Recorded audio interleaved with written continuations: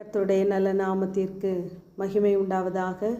147 சங்கீதம் 14 அவர் உன் எல்லைகளை சமாதானம் உள்ளவைகளாக்கி உசிதமான கோதுமையினால் உன்னை திருப்தியாக்குகிறார் என்று வாசிக்கிறோம். நாம் திருப்தியாய் வாழ வேண்டுமென்றால் நம்முடைய எல்லைகளிலே, நம்முடைய குடும்பத்திலே, தனிப்பட்ட வாழ்க்கையிலே நாம் சமாதானத்தோடு கூட இருக்கிறவர்களாய் இருக்க வேண்டும். சமாதானம் இருக்கும் இடத்திலே நாம் திருப்தியாய் வாழ முடியும். இன்று அநேகருடைய ஜெப குறிப்புகள் குடும்பத்தின் சமாதானத்திற்காய் வேண்டிக் கொள்ளுங்கள் என்று சொல்லுகிறார்கள். நம்முடைய எல்லைகளை திட்டம் பண்ணினவர் தேவன் என்று உபாகமம் 32:8 வாசிக்கிறோம். ஆகவே நாம் நம்முடைய எல்லைகளை உருவாக்கவில்லை. நமக்கென்று உள்ள எல்லைகளை திட்டம் பண்ணி நம்மை வாசம் பண்ண செய்கிறவர் தேவனே. ஆகவே அவர் நமக்கு சமாதானத்தை தர போதுமானவராகவே இருக்கிறார். யோவான் 14:27 சமாதானத்தை உங்களுக்கு வைத்து போகிறேன், என்னுடைய சமாதானத்தையே உங்களுக்கு கொடுக்கிறேன், உலகம் கொடுக்கிற பிரகாரம் நான் உங்களுக்கு கொடுக்கிறதில்லை, உங்கள் இருதயம் கலங்காமலும் பயப்படாமலும் இருப்பதாக என்று வாசிக்கிறோம். தேவன் நமக்கு வைத்து போன சமாதானம் எங்கே? அவர் நமக்கு கொடுத்த சமாதானத்தை நாம் பயன்படுத்துகிறோமா, எடுத்துக்கொள்ளுகிறோமா என்பதை இந்த நாளிலே சிந்தித்து பாருங்கள். தேவன் சமாதான பிரபு என்று நாம் வாசிக்கிறோம். ஆகவே வேதம் சொல்கிறது, வேதத்தை நேசிக்கிறவர்களுக்கு மிகுந்த சமாதானம் உண்டு, அவர்களுக்கு இடரல் இல்லை என்று வாசிக்கிறோம்.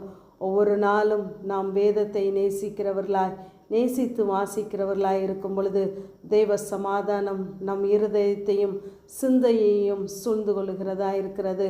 ஒவ்வொரு நாளும் ஜபத்தின் மூலமாய் நாம் தேவனோடு கூட பேசும் பொழுது அவர் வசனத்தின் மூலமாய் நம்மோடு கூட பேசுகிறவராகவே இருக்கிறார்.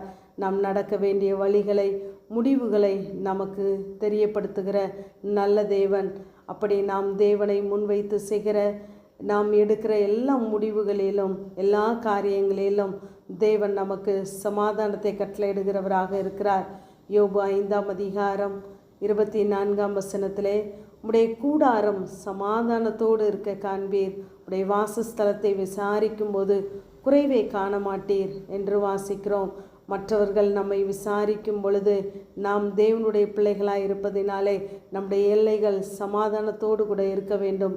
குறைவு என்பது நம்முடைய வாழ்க்கையிலே காணப்படக்கூடாது.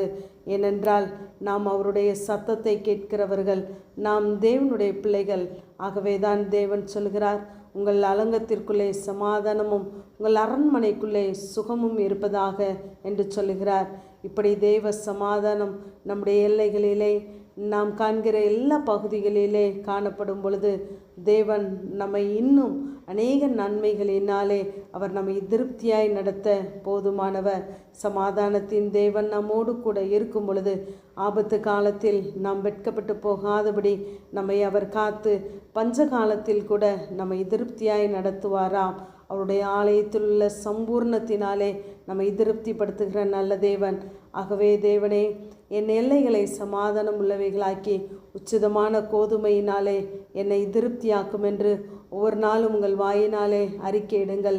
அப்படி அறிக்கையிடுகிற நேரத்திலே தேவன் உங்கள் எல்லைகளிலே, நீங்கள் எதிர்பார்க்கிற எல்லா காரியங்களிலே, குடும்பங்களிலே தேவ சமாதானத்தை கட்டளையிடுகிறதோடு மாத்திரமல்ல, அவர் நம்மை ஒவ்வொரு நாளும் திருப்தியாய் நடத்த போதுமானவராகவே இருக்கிறார்.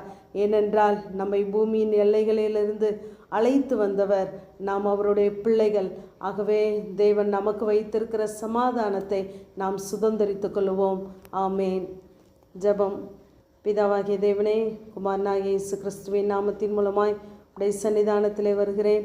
உம்மை உறுதியாய் பற்றி கொண்ட மனதை உடையவன், உண்மையை நம்பியிருக்கிறபடியினால் நீர் அவனை பூரண சமாதானத்தோடு காத்துக்கொள்வீர் என்ற வேத வார்த்தையின்படி உடைய பிள்ளைகள் உண்மையை பற்றி கொள்ள, உண்மையை நம்பி ஜீவிக்க கர்த்தர் நீர் உதவி செய்வீராக. இவளுடைய வாழ்க்கையிலே சமாதானத்தை கொடுக்க வல்லமையுள்ளது உடைய வார்த்தை மாத்திரமே என்பதை உணர்ந்து அனுதினமும் உடைய வேதத்தை நேசித்து வாசிக்க, உடைய மெல்லிய சத்தத்தை கேட்க கர்த்தர் நீர் உதவி செய்வீராக. அவர்களுடைய எல்லா சூழ்நிலைகளிலும் எல்லா பகுதிகளிலும் தெய்வ சமாதானம் அவர்களை ஆட்கொள்ளட்டும். சிந்தையிலே இருதயத்திலே தெய்வ சமாதானத்தினால் நிரப்புவுங்க. ஆண்டவரே, இன்னும் அநேக ஆசீர்வாதமான நன்மைகளை கொடுத்து நீர் ஆசீர்வதிங்க. தாழ்த்துகிறோம், மகிமைப்படும். இயேசுவின் மூலம் ஜெபங்க, ஏழுமிங்க நல்ல பிதாவே, ஆமேன்.